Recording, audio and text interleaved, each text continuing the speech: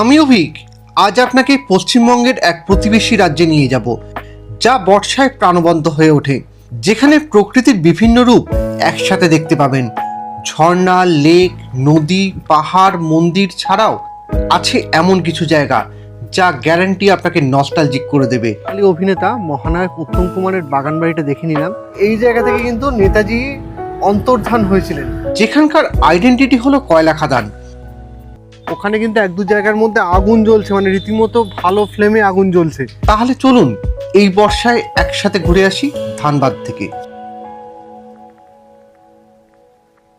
Good morning, নমস্কার। আমি অভিক, আপনাদের হোস্ট। আর ট্রাভেল ডেস্টিনেশনস উইথ অভিক পরিবারের পক্ষ থেকে একটা সম্পূর্ণ নতুন ব্লগে আপনাদের প্রত্যেককে স্বাগত। প্রথমে জানাই শুভ চতুর্থী। আশা করি পুজো আপনাদের খুবই ভালো কাটুক, এটাই ভগবানের কাছে বা মঙ্গলময়ের কাছে আমি প্রার্থনা করব। যাই হোক, এই মুহূর্তে ঘড়িতে হচ্ছে 5টা 50। আমি আছি হাওড়া স্টেশনে। চলুন শুরু করি একদিনের ট্রিপ। আমরা আজকে যাত্রা করছি 12019 আপ হাওড়া রাঁচি শতাব্দী এক্সপ্রেসে। চলুন এগোই। হাওড়া স্টেশনের 10 নম্বর প্ল্যাটফর্ম থেকে একদম ঘড়িতে কাটায় 6টা 5-এ ছেড়ে দিল 12019 আপ হাওড়া রাঁচি শতাব্দী এক্সপ্রেস। বাড়ি থেকে ভোর 4:30টায় বেরোই।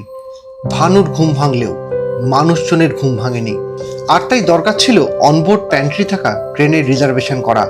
আর সে কারণেই আমরা আজ ট্রাভেল করছি 12019 আপ হাওড়া রাঁচি শতাব্দী এক্সপ্রেসে, যা মাত্র 3 ঘন্টা 15 মিনিটে ধানবাদে আমাদের গন্তব্যে পৌঁছে দেবে। আজ কিন্তু সারাদিনে একটা খুব এক্সাইটিং জার্নি করতে চলেছি, যেটা কিন্তু কোনোভাবেই মিস করবেন না।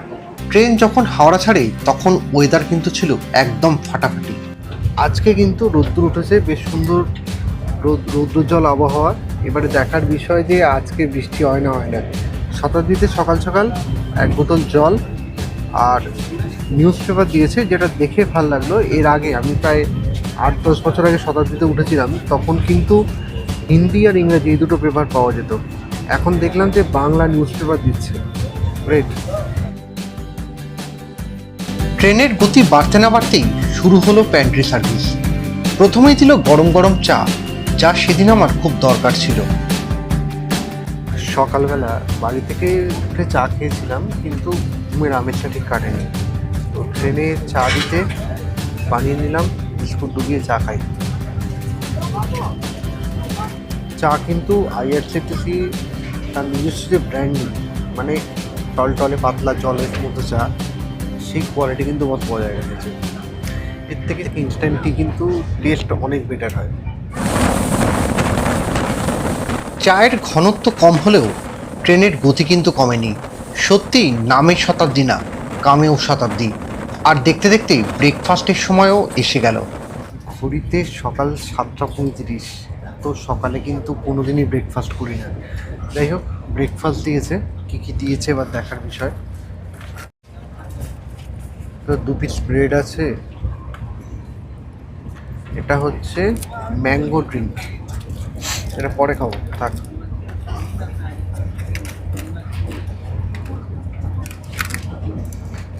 এটা হচ্ছে যা থাকে, ডাবল অমলেট, আর তার সঙ্গে একটু গাজর, মটরশুঁটি আর আলু হাফ বয়েল করে ভাজা,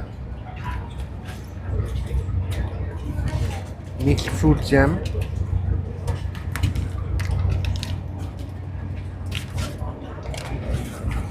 আর তার সঙ্গে দিয়েছে হচ্ছে টমেটো কেচাপ।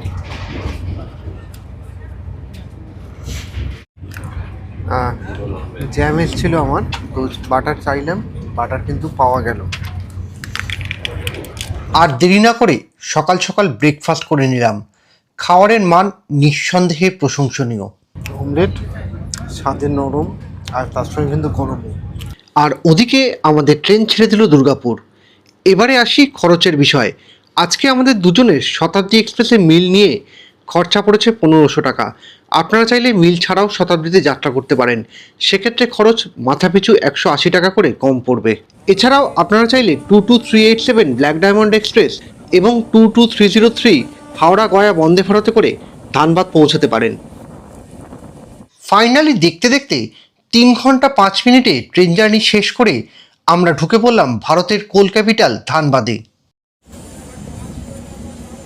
হাওড়া থেকে পথ চলা চালু করে এই মুহূর্তে 257 কিলোমিটার পথ অতিক্রান্ত আমরা এসে পৌঁছিয়েছি ভারতের কয়লা খনির রাজধানী ধানবাদে। এবার এখান থেকে বাইরে যাব, আর গাড়ি ঢোকার কথা ছিল 9টা 23-এ, গাড়ি কিন্তু এখানে বিফোর টাইম ঢুকেছে 9টা 10-এ। গাড়ির একমাত্র চা বাদ দিয়ে সমস্ত সার্ভিসই কিন্তু একদম ঠিকঠাক ছিল। এবার বাইরে বেরিয়ে দেখি কিভাবে ঘোরা যায় ধানবাদ। চলুন। প্ল্যাটফর্ম থেকে বেরোতে না বেরোতেই অনেক অটো গাড়ি আপনারা কিন্তু পেয়ে যাবেন। স্টেশন থেকে আপনারা দুদিকেই আসতে পারেন, 1 নম্বর প্ল্যাটফর্মের দিকেও আসতে পারেন, আবার 5 নম্বরের দিকেও যেতে পারেন। 1 নম্বরের দিকে এলে এদিকে দালালের ব্যাপারটা অনেকটা কম, যে কারণে অনেক শান্তিতে অনেক বার্গেনিং করে আপনি কিন্তু गाड़ी নিতে পারবেন। नमस्ते, क्या नाम है आपका? सरफुद्दीन नाम है सर। सरफुद्दीन जी सर। आपका मोबाइल नंबर क्या है? Mobile number 889 89 36 36 01 01 90 90 10। 10। आज क्या क्या घुमाएंगे बोलिए पहले हम लोग को? आपको ही है श्री फॉल है, उसरी फॉल्स, हाँ, भटिंडा है, भटिंडा फॉल्स, चाची है, तोपचाची रामराज फॉल्स, मंदिर भी घूमिएगा तो हाँ, रामनाथ मंदिर, रामराज मंदिर রামরাজ মন্দির, वो हाँ घुमा देंगे आपको अगर घूमिएगा। হ্যাঁ। এই পুরো ট্যুরটার জন্য আজকে আমাদের খরচা পড়ছে কিন্তু 2800 টাকা। তো চলুন এগোই, সময় নষ্ট করে লাভ নেই, অনেকটা ঘুরতে হবে। প্রথম দেখাতেই ধানবাদ মন্দ লাগেনি। কলকাতার মতো একদমই ঘিঞ্জি নয়, আর তেমনই পরিষ্কার পরিচ্ছন্ন। আগে ধানবাদ বিহারের অংশ ছিল, কিন্তু 2000 সালে ঝাড়খণ্ড তৈরির পর এখন ঝাড়খণ্ডের অন্তর্গত।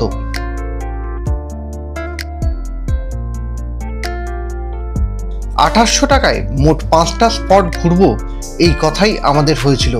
তাই এবার আমরা এগিয়ে যাচ্ছি আমাদের প্রথম স্পটের দিকে, যা ধানবাদ স্টেশন থেকে 59 কিলোমিটার দূরে অবস্থিত। আর এই রাস্তাটা পুরোটাই সবুজে ভরা, সঙ্গে নীল আকাশ আর দূরে ছোট ছোট পাহাড়।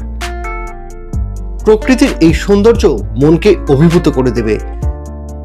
তার সঙ্গে সঙ্গে ড্রাইভার দাদার কাছ থেকে এখানকার ডাকাতদের গল্প শুনতে শুনতে বেশ রোমাঞ্চকর লাগছিল। এই জায়গায় এখনো আধুনিকতার ছাপ লাগেনি, তাই আমাদের মতো শহুরে মানুষদের এই পরিবেশ বেশ ভালো লাগবে।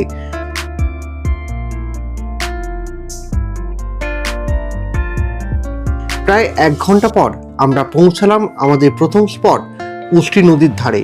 কিন্তু ঢোকার আগেই গর্জনটা একবার শুনে নিন।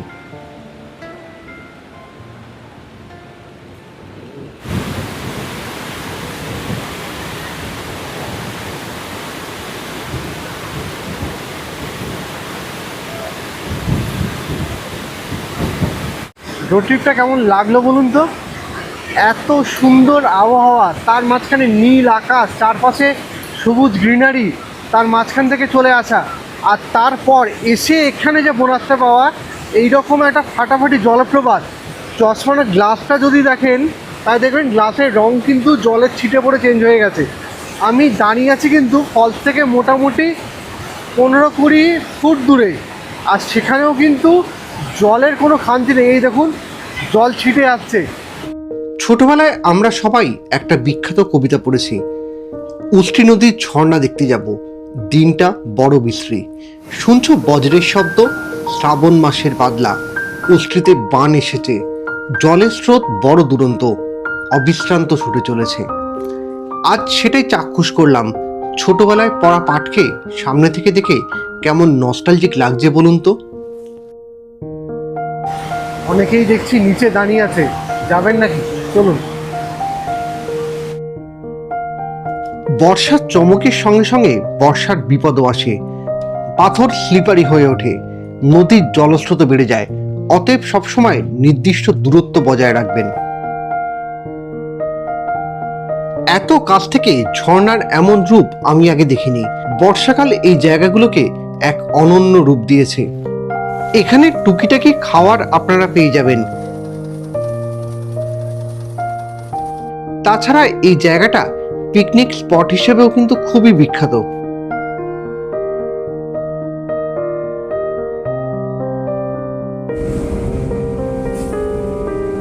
ফেরার পথে দেখি নীল ঝলমলে আকাশ কালো হয়ে উঠেছে, কিন্তু তাতে আমার বা আমাদের বাহনের গতিতে কোনো পার্থক্য পড়েনি।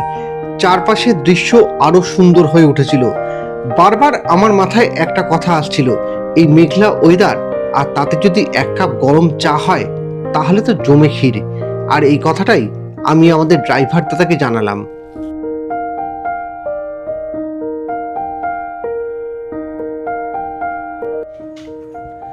বাঙালির আর কিছু হোক না হোক চায়ের বিরতি কিন্তু একটু বেশিই লাগে। যাই হোক, মাটির ভাঁড়ের চা বেশ একটা অন্যরকম ফিলিংস থাকে, টেস্টই পাল্টে যায়। চাটা কিন্তু একঘর বানিয়েছে, একঘর, সত্যি একঘর বানিয়েছে। চায়ের বিরতি নিয়ে আবার এগিয়ে চলুন।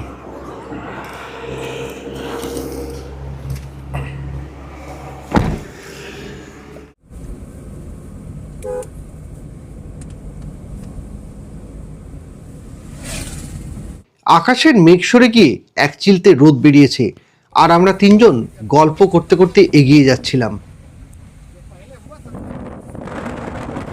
এতদিন আমাকে অনেকেই প্রশ্ন করতো বন্ধু বান্ধবরা যে ভাই 3 ঘন্টা 4 ঘন্টার মধ্যে পৌঁছাবো, ভালো জায়গায় থাকলে কিছু বল। তো এতদিন ধরে আমার উত্তর ছিল বিষ্ণুপুর, না হলে খড়গপুর মেদিনীপুর, না হলে দীঘা। কিন্তু আজকে এসে এইটুকু বলতে পারি যে ধানবাদ এত সুন্দর, এত ভালো, এত ভার্জিন, এটা কিন্তু না এলে বস আমি তো জানতে পারতাম না। খানিকক্ষণের মধ্যেই আবার হাইওয়ে ছেড়ে গ্রামের পরিবেশে ঢুকলাম। জায়গাটা দিনে যতটা প্রাণবন্তকর, রাতে ততটাই ভীতি প্রদানকারী। আর এ কারণেই এখানে অনেক হরর মুভির শুটিং হয়েছে। আমাদের সেকেন্ড স্পট হলো তোপচাচি লেক। এখানে ঢোকার জন্য 4 চাকা গাড়ির 100 টাকা এন্ট্রি ফিস লাগে। অটোর ক্ষেত্রে এন্ট্রি ফিস হচ্ছে 50 টাকা। পৌঁছে গেছি আজকে আমাদের দ্বিতীয় স্পট তোপচাচি লেকের এখানে। উষ্ট্রি থেকে বেরিয়ে মোটামুটি সময় লাগলো 1.5 ঘন্টা মতো। আচ্ছা, অসম্ভব সুন্দর, মানে এখানে বসে বসে জলের কলকল শব্দ,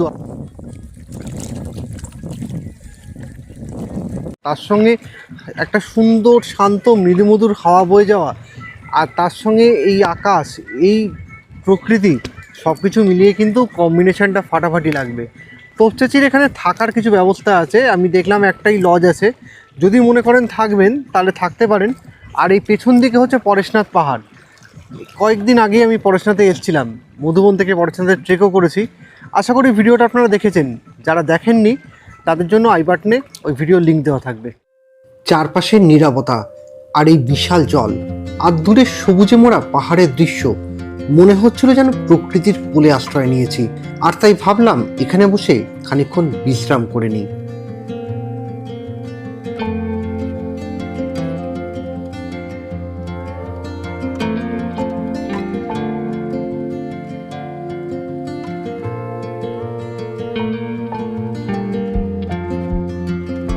এই দিকে আগে যাওয়া যেত, এই দিকে একটা প্যাসেজ আছে, আমি দেখাচ্ছি আপনাদেরকে। প্যাসেজে এখন আর যাওয়া যায় না, কিছুদিন আগেই দুজন এখান থেকে ছাদ দিয়ে সুইসাইড করেছে, তারপর থেকে এই জায়গাটা কিন্তু বন্ধ করে দিয়েছে টুরিস্টের জন্য। যাই হোক, খানিকক্ষণ একটু এনজয় করে নিই নিজেদের মতো করে, তারপর আবার এগোনো আগের দিকে। এবার আপনাকে নিয়ে যাব এক লিজেন্ডারি বাঙালি অভিনেতার বাগান বাড়িতে, যিনি বাংলা চলচ্চিত্র জগতে মহানায়ক হিসেবে পরিচিত।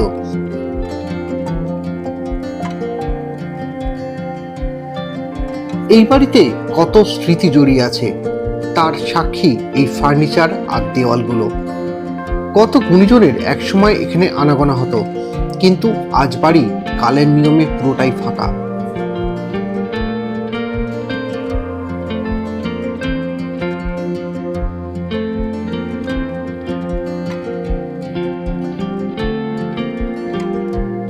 আমাদের বাঙালিদের কাছে পশ্চিম মানে আমরা বেসিক্যালি জেনে থাকি যে মধুপুর, যশিরি, শিমুলতলা, গিরিডি এগুলো, কিন্তু তোপচাঁচি বা ধানবাদও যে বাঙালির পশ্চিমের মধ্যে ছিল এটা কিন্তু আমার অজানা ছিল।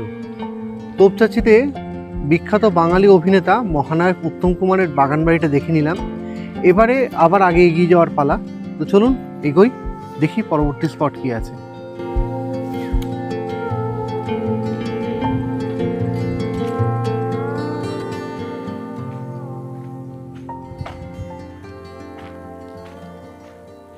এই মুহূর্তে পেরোচ্ছি কিন্তু গোমো। পরেশনাথের ভিডিওতে আমি আপনাদের প্রশ্ন করেছিলাম যে নেতাজি, এই জায়গার নাম নেতাজি সুভাষচন্দ্র বসু গোমো কেন? তো তার উত্তর এটাই যে এই জায়গা থেকে কিন্তু নেতাজি অন্তর্ধান হয়েছিলেন যে কারণে এই জায়গার নাম আজকের বর্তমানে নেতাজি সুভাষচন্দ্র বসু গোমো। এগোচ্ছি আমাদের পরবর্তী স্পটের দিকে। তো আকাশ যখন এসছিলাম তখন একদম পরিষ্কার পরিচ্ছন্ন, কোনো মেঘের কোনো প্রশ্ন ছিল না। কিছু শরতের যেরকম পেঁজা তুলোর মতো মেঘ দেখতে পাওয়া যায় সেরকম ছিল, কিন্তু এখন দেখছি আবার আকাশের মুখ ভার হচ্ছে। জানি না বৃষ্টি হবে নাকি, দেখা যাক কি হয়। কথা শেষ হতে না হতেই বৃষ্টির দাপট বেড়ে গেল, কিন্তু এই বৃষ্টিকে উপেক্ষা করেই আমরা এগিয়ে চললাম। পৌঁছে গেছি আজকে আমাদের চতুর্থ স্পট রামরাজ মন্দিরে। চলুন দর্শন করে নিই। মূল মন্দিরে ঢোকার আগে গোটা 15 সিঁড়ি ভাঙতে হবে।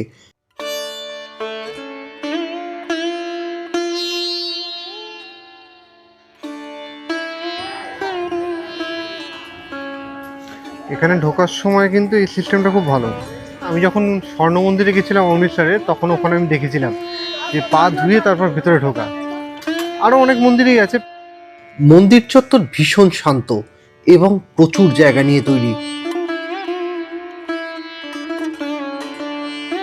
বৃষ্টিস্নাত প্রকৃতি মন্দিরের পরিবেশকে আরো আকর্ষণীয় করে তুলেছিল। মন্দির শ্বেত পাথরে তৈরি, তবে আমাদের দুর্ভাগ্য আমরা কিন্তু মন্দিরের দর্শন করতে পারিনি।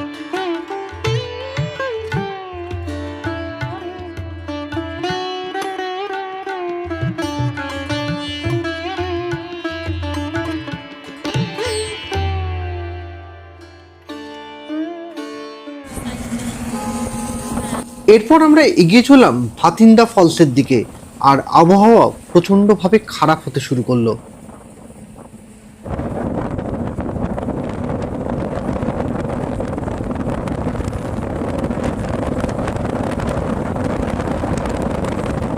প্রকৃতির এই অদ্ভুত খেলা আমাদের ভিডিওতে সবসময় চলে। এখন 2:43 বাজে, বাইরের আকাশ থেকে মনে হবে কি এখন 2:43 বাজে। একদম মুষলধারে বৃষ্টি হচ্ছে, আকাশ পুরো কালো হয়ে গেছে। ভাতিন্দা ওয়াটারফলসের দিকে এগোচ্ছি, জানি না দেখতে পাবো না, দেখা যাক। কপালে যা লেখা আছে তাই হবে, এর বাইরে তো কোনো কথা হয় না।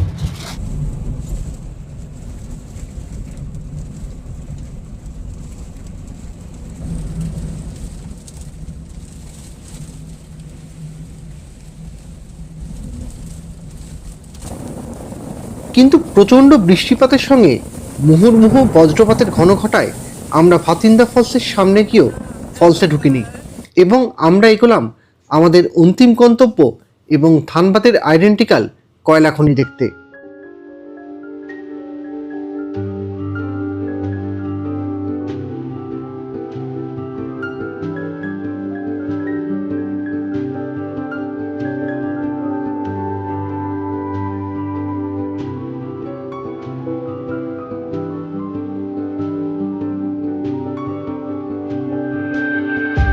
এই মুহূর্তে আমি এসে পৌঁছেছি আজকে আমাদের অন্তিম গন্তব্য ধানবাদের কয়লা খাদানের সামনে।